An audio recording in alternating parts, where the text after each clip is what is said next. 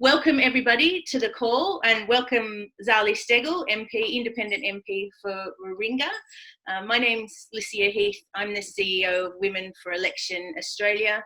We're a non-partisan, not-for-profit that helps inspire more women to run for public office, but also equip them, give them the tangible skills to campaign and campaign successfully.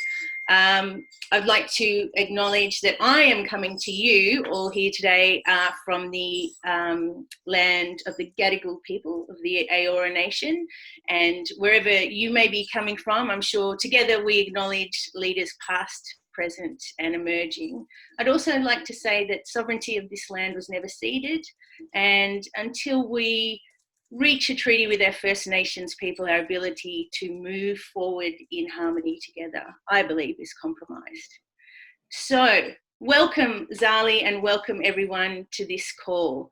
The whole idea of having these in-conversation calls is to shine a light on the political journey of female politicians, be them current, be them retired.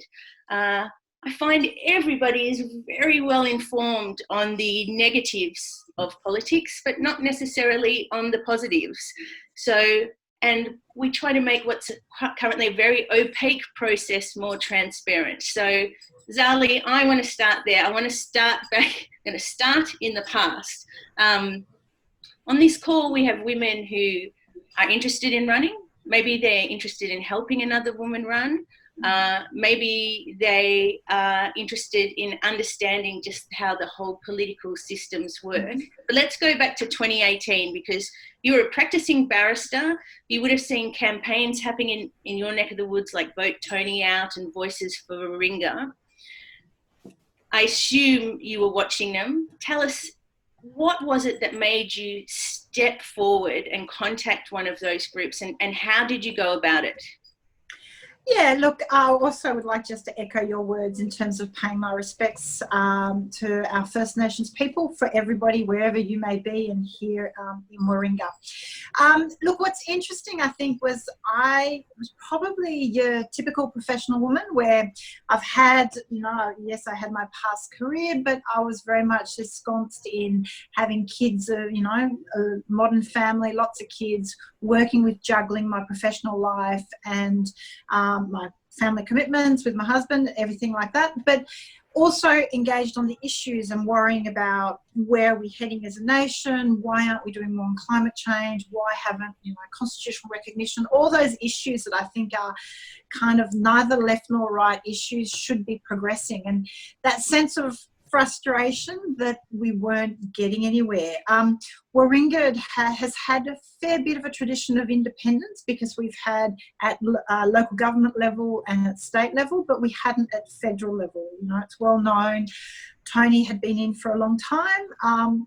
Personally, as a professional woman, I didn't feel represented. I didn't identify with his politics, and so was frustrated that we weren't getting more choice. The events of 2018, with the change of Prime Minister Malcolm Turnbull to Scott Morrison, the fact that Julie Bishop was not given even a look in, really, even the events of the 2016 American election, where you had someone like, Hillary Clinton versus Donald Trump, the most qualified woman or person ever for the job, really, to stand forward, regardless of what you think of her views on issues, in terms of qualifications and experience for the job, the most qualified ever to stand up, and yet the most, I would say, unqualified won out. So as a professional woman, I had that growing sense of, we need more women in Parliament, we need more representation. And so in 2018, when all those events unfolded and the discussion started to turn to the 2019 election, I was getting more and more frustrated that we didn't have more female candidates coming forward. So I was really buoyed when Kerryn Phelps won the by-election in Wentworth, and I thought, okay, that's a really good step. And then as I was looking at the Warringah election, I was really thinking, okay, well, we need an alternative choice. And as we were getting to the end of 2018, I knew there was a growing community support and engagement on political issues and on what kind of representation we wanted, but there wasn't, I wasn't convinced we had the kind of candidates coming forward that could really gel the community in for change, and so I wanted to provide a choice. So I felt, I represented a certain demographic and a certain choice, and was really willing to put myself out there to offer that to the community. Okay, so you felt a burning. You'd seen movement in Wentworth. You'd seen what was possible. So it sounded like you had your own kind of burning desire on issues as well. One of the barriers we find for often that women won't put themselves forward is the into the political fray is the work-life balance. So you were working as a barrister already.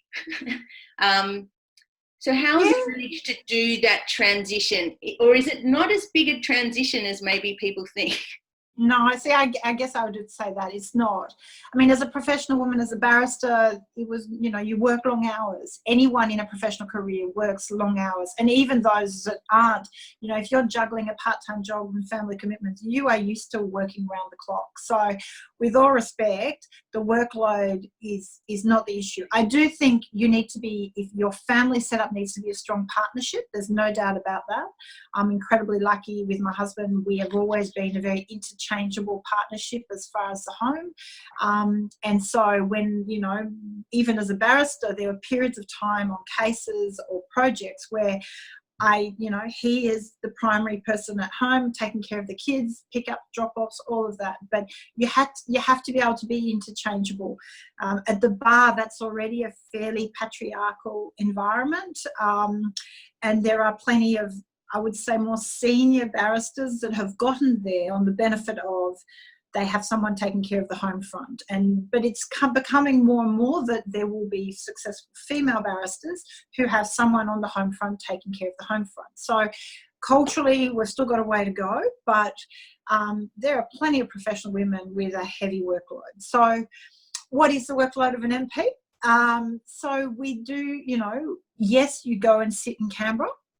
Canberra is fortnight, so 2 weeks in a row, where it's Monday to Thursday sitting days, for 2 weeks in a row. Generally, it's sort of 2 weeks on, and I would say probably 3 weeks off. It's been a bit disrupted this year because of the virus, but generally I think for 2019, it was 22 weeks of the year. So it's not, you're not living permanently in Canberra. And luckily for Sydney electorates, I guess, it's a very easy, it's not a high commute. I admit people in Western Australia have a bigger burden, a travelling burden. So for sure, that's difficult. But more of my job is done here in the electorate than it is in Canberra. And so I always think of the job as really two parts. There's the community involvement part, where here in the electoral office, it's about servicing your electorate, people that have problems with visas, Centrelink, NDIS, businesses wanting to access grants. How do they deal with government departments? That is our role, to facilitate that, and then advocate on policy issues and what needs to be done on behalf of the electorate. And then the second half of the job is the legislative one in Canberra, in Parliament, making speeches, meeting with ministers or the Prime Minister, looking at really advancing the agenda and representing the electorate's views on issues. So they're two quite different parts of the job, and I find both of them are really interesting. The one in Canberra is more maybe my legal background. As a lawyer, you're advocating and you're really engaging on the legislation. But the one back here is about truly servicing and representing your community. Yeah, I think that's interesting. A lot of what you said was interesting then, but I think something that we're constantly demonstrating in our workshops and our training events is, you don't have to start at running for a federal seat like Warringah, and you also don't need to be a barrister to put yourself forward. So if the if the travel concerns you at the time of your life cycle, then maybe local government or state government is more your focus. It's not all about, we often go to the most extreme example and say, well, it's not for me, but there's a lot more flexibility in our political system often than people think. So now let's move to some pragmatic on the ground campaigning. So you started your campaign. We help people with campaign skills. Now, whether you're a major party or running as an independent, you need different skill sets, different knowledge on how to do that. You were an independent. You didn't have the machinations of party machinery behind you.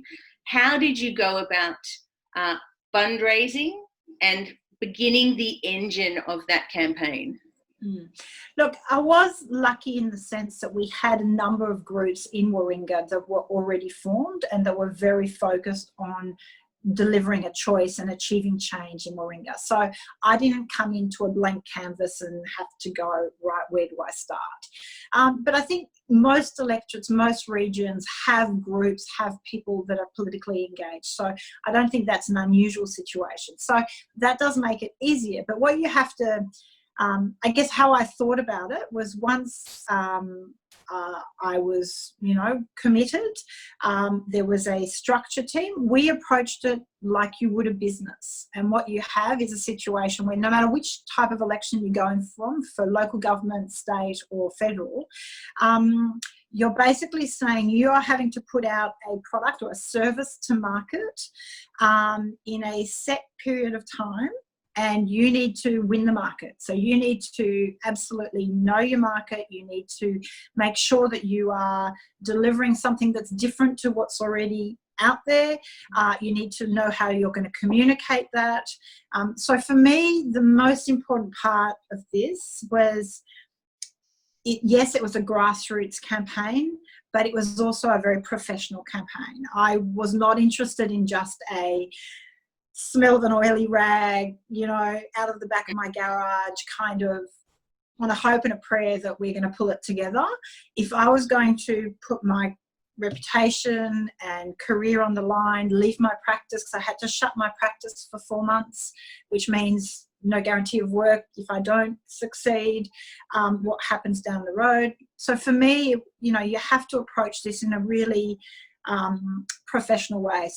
But again, I did that in sport. In sport, you don't just happen to win the race by accident. You win it because you've broken down. And it's the same with litigation as a barrister. You don't just turn up on the day and hope you have the best case and you're going to convince the judge. You have to put in the work. So you have to have the right team around you, so the right professional skills, people that know what you have to deliver. You need to make sure you know exactly what your goal is, and what are you about. So in law, if it's a litigation, what's the case I want to be making to the judge on the final day in final submissions. So here, as far as the election, it was very much about, well, what are the core issues that I stand for? How am I going to communicate that to the electorate? How am I going to address the negatives that come up? But also, how am I going to get people on board? Because at the end of the day, if you don't inspire people, they're not going to get on board and you won't get the momentum. So again, you can't just hope all those things come together by some magic formula. I do believe, I'm a planner. I guess that's coming across. My husband always jokes that he's 2 steps and I'm 10 steps. I like breaking things down and having a plan. It doesn't mean you're inflexible in terms of being able to react and pivot to situations, but you need to be organised. So knowing, having clear roles within your team of who's taking care of what is our core messaging, what are we about, so that whenever curveballs come up in the context of a campaign, what are your core values you're coming back to, so you don't get thrown off course. Yeah. A big part for the campaign for us was we wanted to be a positive campaign. It's really easy to get caught into the negativity, especially in Australian politics, and especially, Tony was the king of attack and negativity. So you have to work out your strategy. How are you going to acknowledge the strengths of your opposition, and work out your strategy and how you're going to deal with that. Yeah. Look, fabulous. We're training a bunch of women online at the moment, Zali, and what you've just said is exactly what we focused on last night, the planning, doing the planning. What happens on election day? What happens 3 days out, 10 days out, 50 days out, 100 days out? Plan each of those bits. So you obviously had a very comprehensive team behind you, and you were working well together. That was evident. You talked about knowing your market. I assume you were doing polling throughout, and you had a sense of where you were versus your competitors. You would have also been polling about issues-based things as well, I imagine. What were the 3 main issues that were coming out for your electorate, and did they align with your values? How did that work? Yeah, well, I think if you're not, if you don't truly believe what you're selling, you know, what you're advocating for, it comes off shallow. People aren't going to believe you. So I think at the end of the day, you have to be committed, and these have to be your values. And if not, people will simply not get on board. So we knew from the electorate that there, you know, it is a traditionally fiscally, I would call it responsible conservative electorate, but a socially progressive. We had seen with the same-sex marriage vote, you know, one of the highest in Australia, 75% vote in favour. So, and yet Tony had voted, had abstained, and there was a strong sense of frustration that really didn't represent the electorate. On the question of instability, when it came to what was happening within the Liberal Party, that was a big issue for a lot of the more Liberal voters in the electorate. And that sense of, is your focus your personal ambition, or is your focus what's going to be good for the electorate as a whole? So for us, the key issue was actually being true to the local issues, a local voice, someone actually caring about Warringah. Now, I'm born in Manly Hospital. My kids go to school here. You know, I care very much about Warringah being represented. So that was a key issue that came out of all my bus stops and shopping centres and chats with people. Environmental issues are big, where again we are, I think Warringah is a very, you know, it's a professional, very fairly, you know, well-educated, very engaged electorate, and that wants to see us have policies that are future-focused, that are constructive and modern. And so there was that sense of frustration that wasn't being translated, that wasn't happening. So better management of environmental issues, commitments to climate change, sustainability, plastics, water, these are all issues that people care about a lot in the electorate.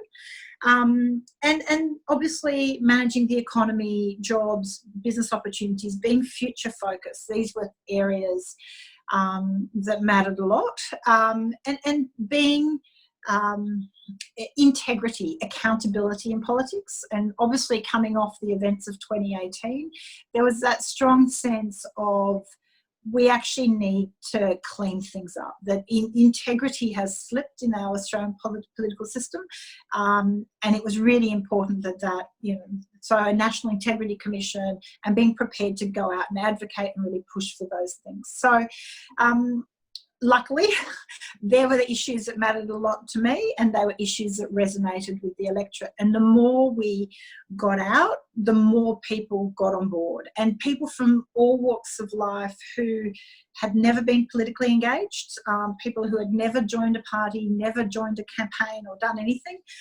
We ended up with 1,400 volunteers, and people had fun. We had, you know, it was about being positive. So I guess I was a political novice in the sense that I haven't been at local government or state government, but, you know, I'm fairly strong-willed, and I do believe in integrity and the right thing and issues. And so that was what ultimately was a driving force for me. Yeah, so good alignment of values, it totally sounds like. One more question about campaigning, then I want to move to your time in Parliament now. You, I think the saying goes something like you start your next election the day after you get elected.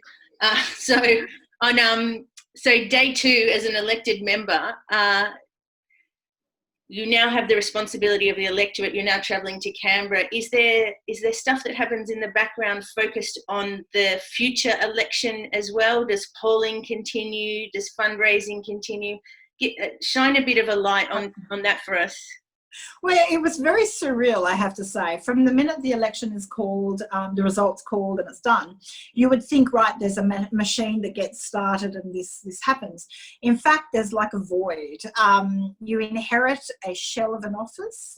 It gets gutted. Basically, everything gets thrown out. There's no handover of information as far as the electorate goes. So if people have ongoing, I don't know, an NDIS plan case or an appeal about a visa or a Centrelink issue, there is no handover whatsoever. So we just inherited, basically I got handed the keys and a code to an empty office and one computer access code, and we have to build out from there. There's no manual on what kind of staff, what kind of roles, what do you have? So what we did was I reached out to my fellow crossbenchers and some, local MPs that were very helpful.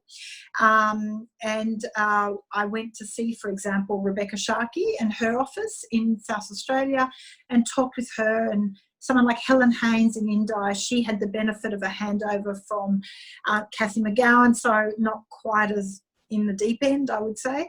But the most helpful was Rebecca. So she shared with me what kind of staff she employs, what roles she has, how they structure it. You know, the legislation will tell you you've got certain budgets to spend from an electoral office point of view, but they're very limited in terms of your budgets. It's a refund system. It all comes through the department. It's incredibly slow and incredibly clunky. So anyone coming from a professional background would be, I would say, rather as horrified as I was, in that it's a really slow and clunky, and, you're joining the public service, which, I don't mean any disrespect, but it is clunky and slow. So that whole first month process was really interesting in terms of finding staff, working out job descriptions, starting to understand the nature of the work. Again, it's not all about big speeches on policy. It's a lot about working out who do you call at the department to help a constituent. So there's a period of building where you're building, again, the business of having an electoral office and how you're going to help your constituents. And then, but that's key, like you were saying, the minute one election's over, you're focusing on the next election. For me, at the end of the day, I think the job will speak for itself. So if you're doing a good job to your local constituents, you are putting, that is work towards the next election. If you're focusing on personal ambition and off in Canberra, but not focusing at home, I think you're probably, not helping your case. So for me, it was about being very focused on what I promised and how do I deliver that. So as soon as I had a team in place, how do we deliver on the policy issues? And some issues are national legislation, like the climate change bill when it comes to climate, but some issues might be about campaigning locally, creating local solutions, bringing people on board to be part of the solution. We very quickly did a survey out to the electorate to make sure I was on point. I believe in certain issues, but I want to make sure that the electorate agrees, and so doing a survey. I promised to have regular forums, so we started planning the 4 forums around the electorate to make sure people had an opportunity, setting up your communications, your website, your Facebook, your Instagram. Yeah, there are so many different things around communicating with the electorate. So it is a big job. You are running a whole new business from scratch with very little operating manual. Yeah.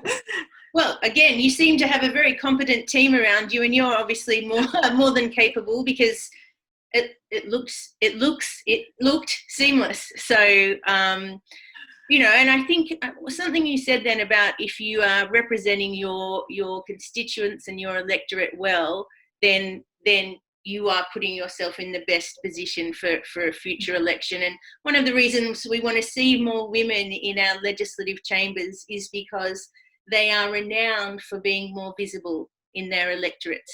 They take more meetings with constituents. They report the findings from those meetings back to the chambers at a higher rate. So that sounds exactly like your experience so far. Okay, let's go to Canberra, exactly where you can't go in a couple of weeks.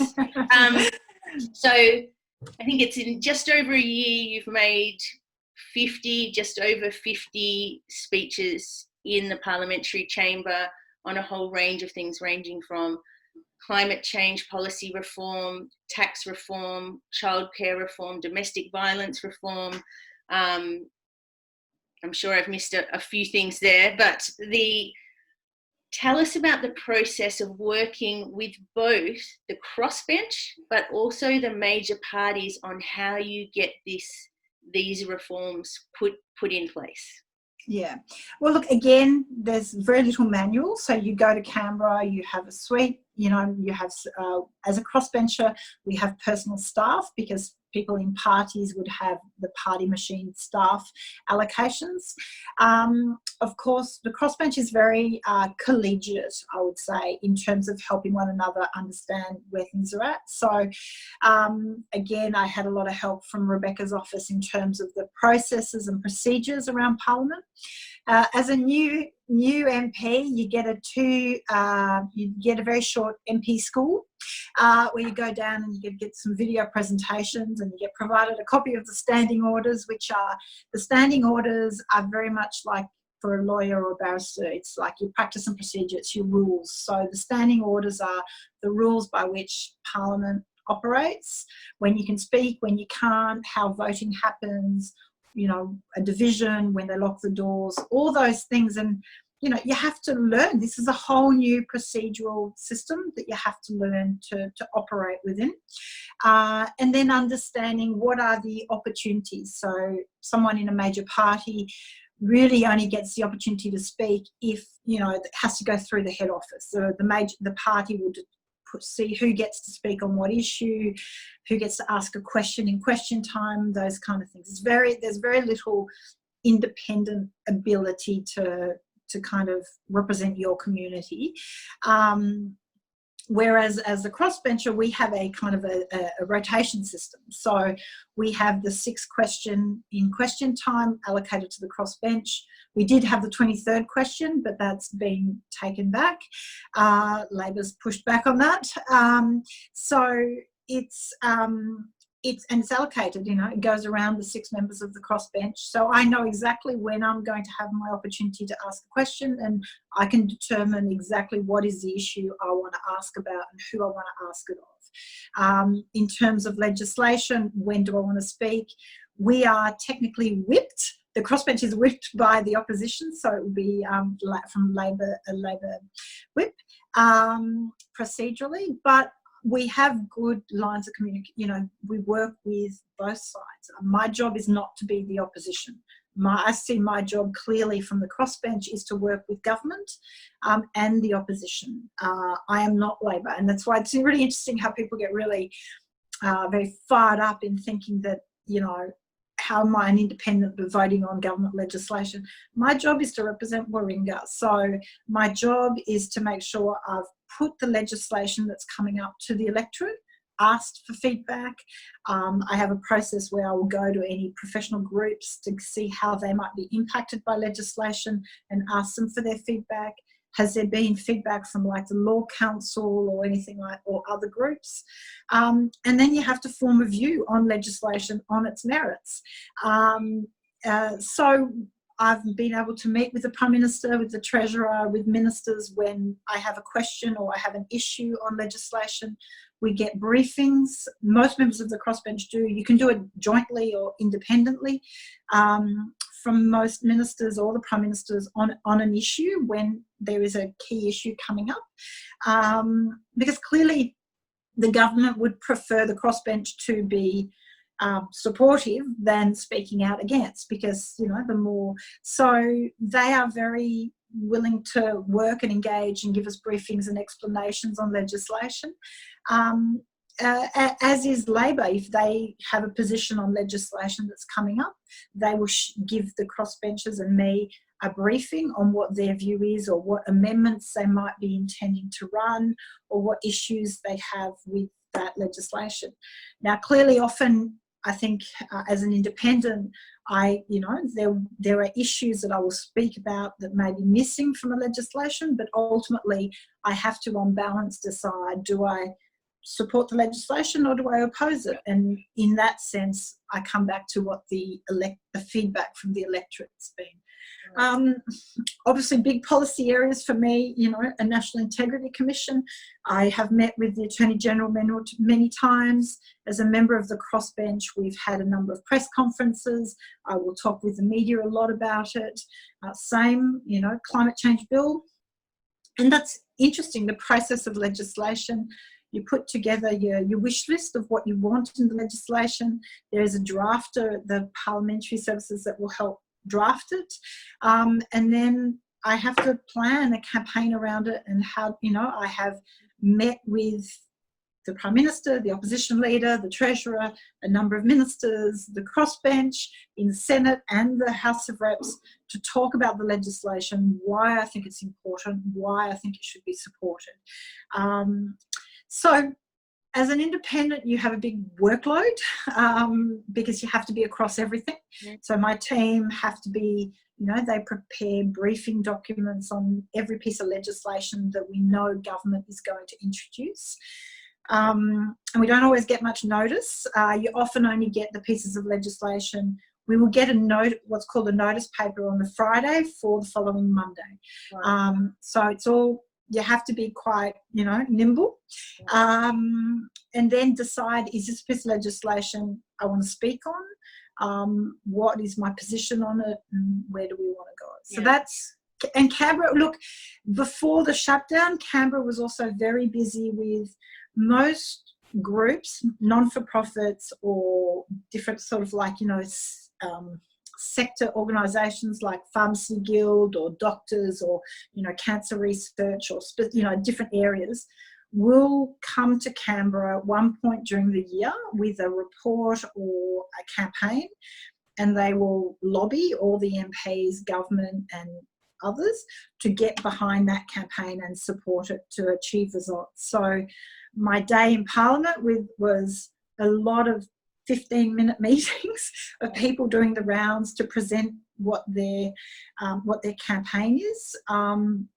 and in between that, going down to the chamber to speak of legislation or going down for a vote. So since the lockdown, none of that's been, there's no visitors to the Parliament, so that's been cut off. But Canberra is busy. You're in the office early.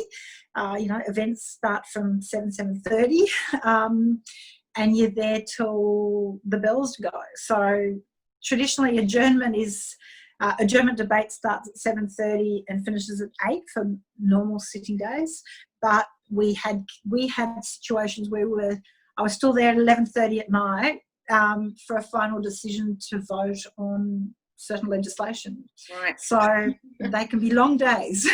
Yeah, well, I can appreciate that, and also appreciate so if you're a Labor MP or a Liberal MP or a Green senator, those groups vote in a block for those that are on the call. So you don't need to be as across the detail as independents do, who obviously need to or should be scrutinising all of everything that comes across their desk. Look, a couple of quick questions from me, then we're going to throw it open to the chat in the box.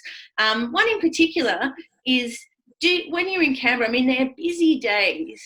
You've already talked about support that you've got from Rebecca Sharkey, and thankfully you were able to get that support. Is there other support available? Is there, do you get to socialise with other MPs in the chamber? Particularly, do you get to, in a cross-party sense, get together with other women MPs? And the reason I ask is Australia is very obvious with in terms of its lack of a cross-party women's caucus. nearly every country in the OECD has one. We don't. So is there something that replaces that? Is there nothing that replaces it? How do you socialise? How do you... Look, maybe I'm not enough of a social person. I don't think... I must say I don't have much time for that. I think there is plenty of socialising going on, and there's plenty of misbehaving going on. There's no doubt about that. It's not for nothing that they call it the Canberra bubble. But the most, I guess, cross-party, bipartisan things that happen are the committee work, and that's where it's interesting. You have people from both government and opposition and crossbench on joint committees, and that's where you have that opportunity to delve into an issue and analyse it. It has become more divide. I feel in the last 5 years that committee process has become a little bit more, political line are drawn and less joint reports being prepared and followed. So I'm on the Environment and Energy Committee, for example, where yes, there is a government majority, and I took up one of the opposition positions. And when we did an inquiry, we had a report from the majority side, the government side. There was a dissenting report from Labor, and I put on a dissenting report because I didn't quite agree with all of the views. So, look, I've reached out. People are very friendly behind the scenes. So glad to hear it. Glad to hear it. Well, so, look, I'm probably not in the inner circle of the Liberal Party to go out for a glass of wine, and I'm, neither am I'd say, in the Labor Party. But to be fair, I don't have time. I'm working literally on things, but I've had coffees, meetings and drinks, and there is some socialising. I probably need to make an effort to do more. I probably, the people I meet with and speak with the most would be Rebecca and Helen, and then Andrew and Adam. Bob, the other crossbenchers, yeah. I would welcome more. I think it would be more productive.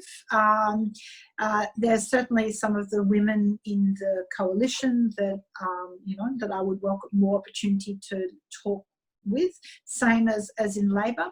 But I think they are also, they're caught up in their own party process where they have caucus, party room meetings. Yep. And so they, they're focused in that sense. For example, I know like the Liberal Party has, for new members, they will have a share house where they all live together to go down to Canberra. And so clearly they will all socialise together at the same time. I kind of think I couldn't think of anything worse. Well, I think there's a lot of those OECD countries have got the Women's Caucus set up for a whole range of things. Some of them are very formal bodies to suggest policy to Parliament with a gender lens on them, and others are specific support mechanisms for women and staffers in Parliament. So there's but you can set up your women's forum for any number one of those things. Now please start getting your questions in the chat box. I think where I would like to end, Zali, at least you and I, before we open it up there, is why is it important for you to be flanked by more women in Canberra?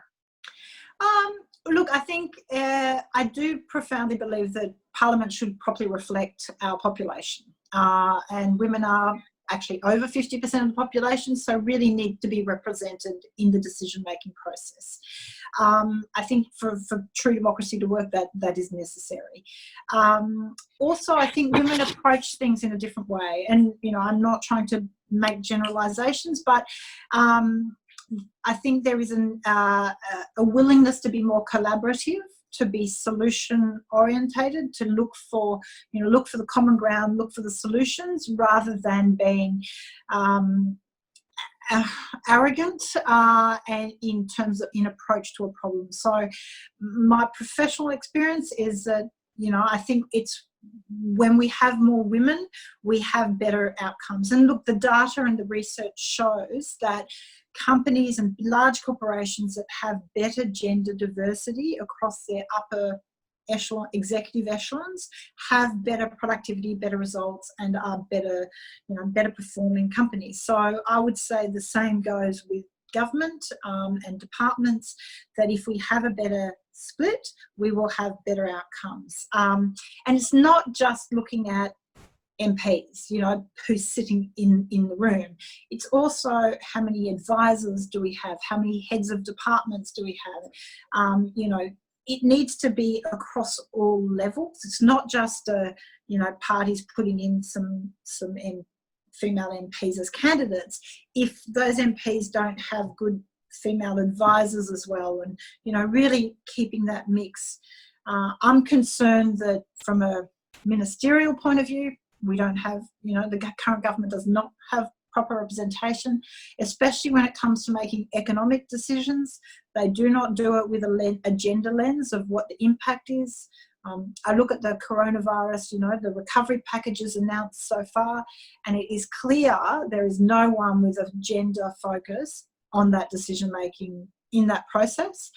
We have 2 women on the NCCC panel, but there hasn't been, as far as I know, and I've asked, any recommendations or anything has come out of that really looks at impact of the packages and impacts of the lockdown from a gender point of view, and it has overwhelmingly impacted women's employment prospects. Yeah.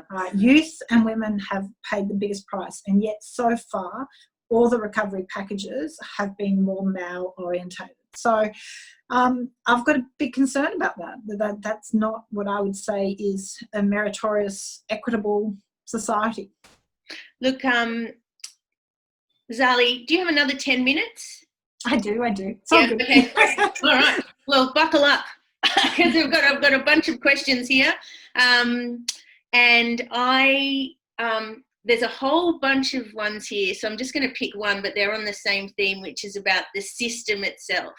So have you had time, because our system was inherited from Britain, it's old, some might say, hasn't had quite the evolution that all our other systems have. Have you had the time to ponder on how the system could be changed to make it more efficient and attractive, less combative, less barriers for women or marginalised or disadvantaged people? Have you had a chance to think about that? What would it look like?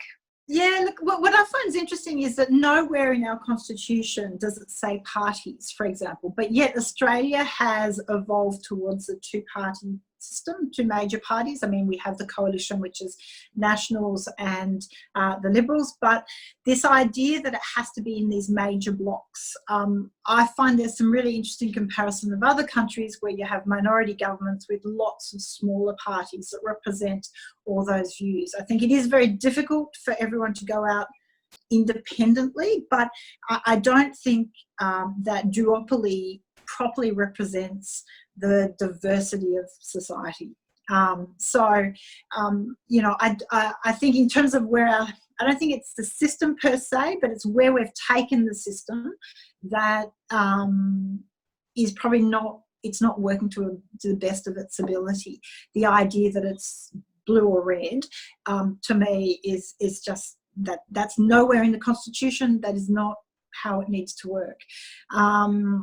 So for me, it's I guess the best way I could to give you an example, the major difference between a solicitor and a barrister in court is a barrister, you're an officer of the court, so you have to be a sole trader. You can't have commercial affiliation with others, because that can't get in the way of your duty to the court. Your primary duty is to the court.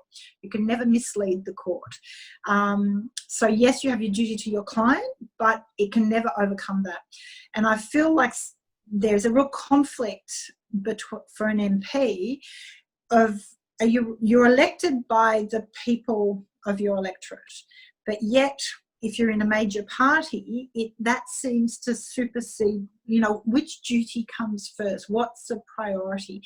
And it does beg the question, some MPs are elected purely because they are part of a party and it's the party umbrella that people are voting for. But I think we need to be really clear about how that representative democracy has to be a true representation. So I don't think you need to revolutionise the system. Yes, it's adversarial. I guess I don't have an issue with that because our court system is adversarial, so I'm fairly used to that. You have to work within that, but I think you can have mechanisms to ensure standards. So in the courts we have our ethical rules, and you have to comply with that. So what I've found really interesting is Parliament does not have that. We have standing orders, there are ministerial standards, but because we don't have a National Integrity Commission, we have no real watchdog on what happens in Parliament, and we also don't have a proper procedural, what I would say, proper duty to the Parliament as an MP, that if your party's intent on playing games, your duty to the Parliament, to the democratic institution, should be above and beyond whatever the party machine is doing. So I feel that's something that's lacking, is that duty to the institution of Parliament, because our democracy is only ever as strong as the respect we show it. Yeah. And I think that is something maybe that's lacking. Well, I think there's a few people on the chat that agree with you, and I am delighted to say, I'm reading down the chat and I've counted 6, I've probably missed some, but women who say they're campaigning right now, because you've got local government elections coming up in Victoria at the moment. You've got the ACT and Northern Territory elections later this year. You've got South Australian and WA state elections early next year. We're like in peak election cycle. And so a lot of the questions down here are women saying, I'm campaigning already. Can you give me some tips of how I campaign in COVID times? So how can they lift their profile? How can they still get the attention of people in their wards, their electorates? Look, this day and age is a really interesting time. Your shop front is your website. Let's be clear. That is where you can set out exactly what you stand for, what your issues are. There are plenty of tools to build good websites, so really important to give that some attention. And then you have to get your communications working. So traditionally, if you think back 50, 30 years ago, you relied on your local media to get your profile up.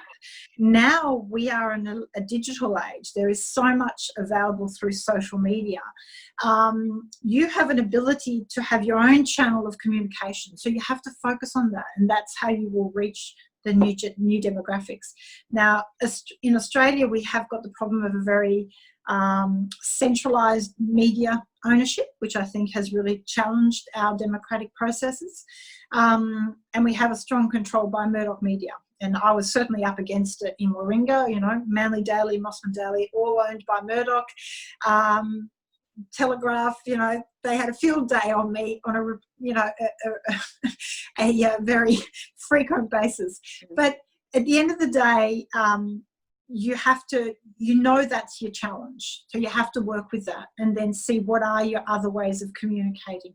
How do you get your message out and reach groups? So have a plan, have a media plan, a communication plan around growing your audience, reaching the right groups.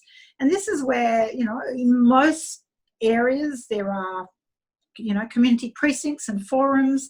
Your local tennis club might have a club and a newsletter, your local botanic gardens, your local PNCs are a huge, especially for women, PNCs and local schools are a huge way of touching the community. And they don't all want to be politicised, but it's actually about going to hear from them about what their concerns are. It's not about what you're selling, it's about listen to them. So really working out how do you get in touch with those that you want to reach. And it's a lot of hard work, but I think it's worth it. But you have to be out there. So it's, the traditional things, the door knocking, the standing at the bus stop, we did lots of those. But it's also, to give you an idea, think of it from a marketing point of view. We had volunteers, and again, your brand has to be good. People have to want to identify, but we had people wearing turquoise T-shirts for 4 months And they wore those turquoise T-shirts when they were shopping, when they were running, when they were walking, when they were anywhere in the community. So that's a walking endorsement. And they were locals, so they could say, I'm committed to this because this represents my values. We also had, core flutes. Traditionally, the parties fight against each other to put them on, the signposts and on the road and, public spaces. And it's vicious around that. What we had was local residents saying, I endorse these values. I will put this up in my front yard. So it was in people's gardens, it was in people's windows, it was on people's balconies, people putting up core flutes to show they were willing to show their support, which I felt incredibly thankful, that and honoured that people were prepared to make that stand. But that was what was quite amazing. You drove around Warringah and I saw way too many photos of myself, but there were, there was turquoise everywhere. Yeah. And that was really uplifting. So many important things in that, and something I would want everyone on this call to remember is you don't have to have a gold medal to be able to translate as much as your gold medal is highly impressive and I will never have one. You don't have to have that to be able to lift your profile sufficiently to be successful to run, whether it's federal, state or local. And you can have your local endorsements exactly from what you said, local PNC, local Scout Hall, if you're in charge of the local Auskick community footy, whatever it happens to be. There's dozens, scores and scores of people that you can tap in to be your endorsers, your advocates, and eventually your volunteers as well. We can often forget how connected we are to all those people, and how they can be so supportive in return. Look, I've got one more question here, and it is related to what will it take for the COVID-19 recovery to be a clean energy recovery? It will take all of you. It will take every single person wanting to be focused on being heard. I strongly believe we need all public money to spend. We need value for money. It needs to be an investment into the future, especially when I think of our young people who are, and I have a son who's doing his HSC this year, right? So I look at their demographic who I've got a high level of uncertainty when it comes to uni places and what's happening. Their world is quite different. They have real uncertainty around job opportunities. What are the careers? Where does it go? And they are the generation that's going to pay for this debt. I'm not debt averse, but I want it to be spent in a way that is worthwhile. It has to be, it has to stack up economically, on a strong merit assessment. So I take great issue when large sums of public money are spent on what appears to be ideology projects or support your mates projects, as opposed to what's going to deliver best social, public benefit. So for a green recovery, as soon as we get back to Parliament, I am going to be pushing more and more. The climate change bill will be coming. I'll be presenting that later in the year. We need to be focused on where are the home builder programs and the, job trainer was announced, the home builder program. None of those were tied to efficiencies or lowering emissions. We've had nothing so far in all the programs announced that actually deliver towards those other long-term goals. We have on a state-by-state basis, in New South Wales, we've had the renewable energy zones announced, which I certainly welcome and support, but we haven't seen that from a federal point of view. But there's great work being done. BZE have put out their million job plan. The Australian, the Clean Energy Council has also put out a job plan. There is lots of prospects. And prior to the pandemic, the Prime Minister after the bushfires was talking about we need to do better risk assessment and resilience and adaptation. Well, a very easy no-brainer is making sure our builders, our electricians and plumbers are retrofitting, for example, all of our homes to be as sustainable and low emissions as possible. And that creates jobs. Now, we haven't seen that from the government so far, but all of you and all your network can demand it. So we need to focus on job creation, but they need to be jobs that deliver. It has to be programs and jobs that deliver. So I do want to see a green recovery, and the rest of the world is going that way. The EU, 750 billion euros tied to lowering emission programs in their recovery. The rest of the world is going that way. We don't want to be left behind. Zali, you're not in Parliament in a couple of weeks, are you? Or are you getting to go? No. The first fortnight of August got cancelled. We found out via the media. Got cancelled. Was it on Saturday or Sunday? Actually, it came out. Right. Look, there was a health. The deputy CMO.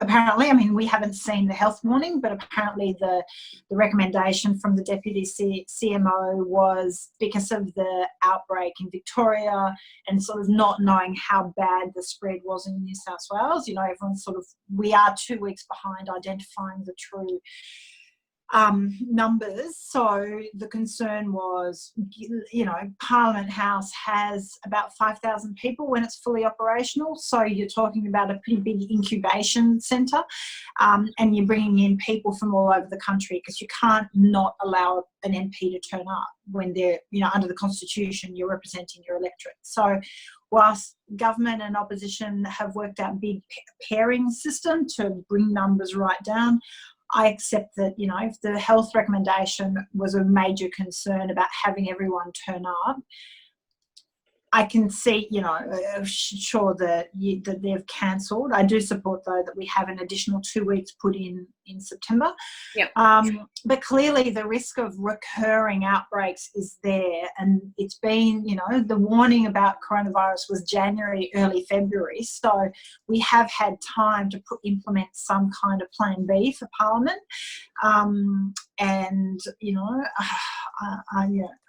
As part of all this pandemic crisis testing of our systems, surely there is also a testing of what happens to Parliament. So should we be in should there be a hotel bubble of parliamentarians down in Canberra so that we can still have limited Parliament? Look, I think they've announced today that they are going to have an inquiry into what could be done, and I think that's overdue. That's a great answer, and thank you for all your questions. We have not been able to get to all of them, but Zali, I really appreciate you staying on beyond the time that you originally said you were able to. So thank you. Can I get everyone to do the virtual clap on the screen? Thank you for your time today, Zali. Look, and for everyone that's on the call right now, Women for Election Australia is working very hard with our 2,000 women by 2022. We want to enable 2,000 women to run for office by 2022. That's 2,000 additional women who weren't going to run otherwise. And we are rolling out online programs at the moment, eventually face-to-face as well, but online is highly successful. Our last one was sold out. We're about to announce the dates of our new one, to give you the skills to be able to step forward. Now, some people are stepping forward already, which is terrific. And whether you want to run tomorrow, run in 5 years, help someone else to run, or just be more of an active citizen and understand what that entails, I'm sure that we can help. And Zali, beyond all the amazing work that you are doing on issues-based reform, I think you should be very happy that one of the legacies is that you have inspired many women around the country to run. And that is no small feat. So keep up the great work, and thank you for your time today. And we look forward to seeing you when you next get to Canberra. Thank you, and thank you also, all of you, but you as well, Lisha, and also the Women for Election Australia for all the hard work. The final thing I would say is when I visit schools, it's often the young girls are the most excited and keen to really pursue their dreams. So I really, good luck to everyone who's having a go. Yeah, you'll never regret having a go. You'll only regret not being courageous enough to do it. So I strongly encourage everyone to do it. Thanks again, Zali, and take care, everybody. You'll see us with our next In Conversation series next month. We will advertise that and put it on our website in the coming days. Take care.